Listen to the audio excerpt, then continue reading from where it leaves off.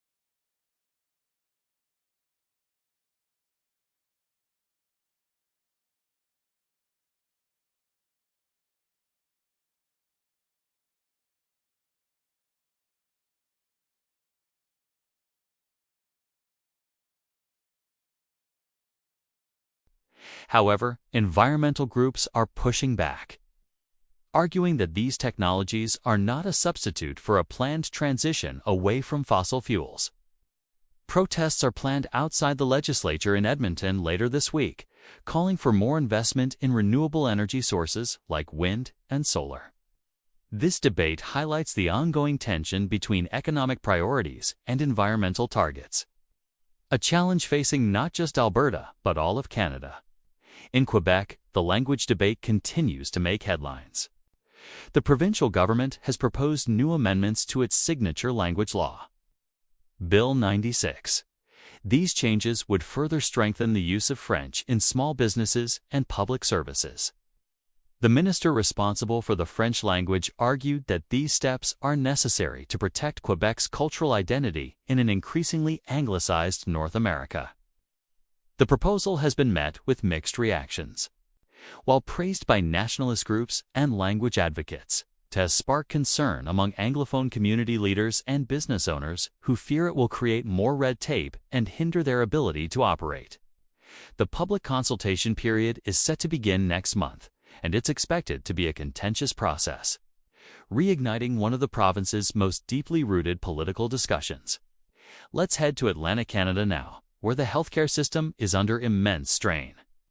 In Nova Scotia and New Brunswick, emergency rooms are reporting record-high wait times, and the shortage of family doctors has left tens of thousands of residents without primary care.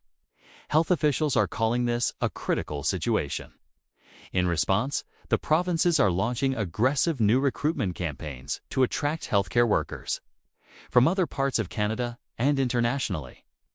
These campaigns include significant signing bonuses, faster credential recognition, and relocation incentives. A virtual job fair targeting nurses and physicians is scheduled for next week. While these efforts are seen as a positive step, many frontline workers say the core issues of burnout and working conditions must also be addressed to ensure long-term retention of staff. Now for some updates on the technology front. A major Canadian telecom company has announced a massive investment to expand its 5G network into rural and remote communities. The multi-year project aims to bridge the digital divide, bringing high-speed internet to underserved areas in northern Ontario, the prairies, and the territories. The company's CEO said that reliable internet is no longer a luxury, but an essential service for education, business, and healthcare. This is welcome news for residents and local leaders in these regions who have long advocated for better connectivity. The federal government is also contributing to the project through its Universal Broadband Fund, emphasizing its national importance. The first phase of the rollout is expected to begin by the end of this year. In sports news, hockey fans are buzzing. The Toronto Maple Leafs are looking to break their playoff curse after a strong regular season finish, and they'll be facing a tough rival in the first round. Meanwhile, in Edmonton, all eyes are on Connor McDavid as he continues his record-breaking season, leading the Oilers with hopes of a deep Stanley Cup run. Out west, the Vancouver Canucks have surprised many with a successful season, securing a playoff spot and generating a huge wave of excitement in the city. And let's not forget the Winnipeg Jets, who have quietly put together a solid team that could be a dark horse in the playoffs. With 4 Canadian teams in the hunt for the Cup this year, the national pride and rivalry are at an all-time high. The puck drops on the first series this weekend.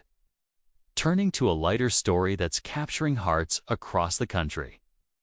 A family of beavers has become an internet sensation after setting up a dam in a suburban Toronto park, creating an unexpected wetland that has attracted a variety of other wildlife.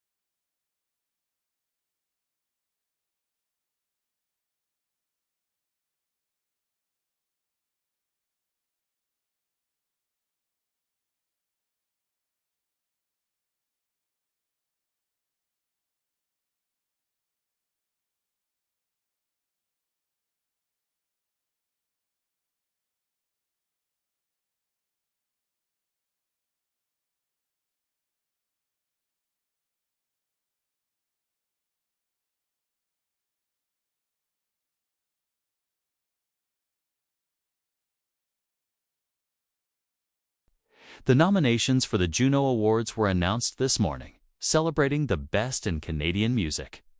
A mix of established superstars and exciting newcomers are up for the top awards, including Artist of the Year and Album of the Year.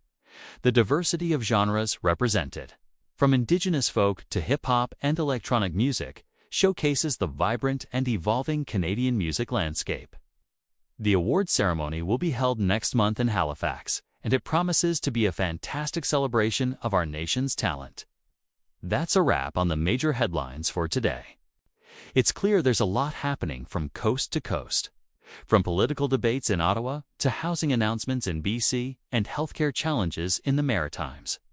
We'll continue to follow these stories as they develop. Thanks for tuning in to your daily briefing.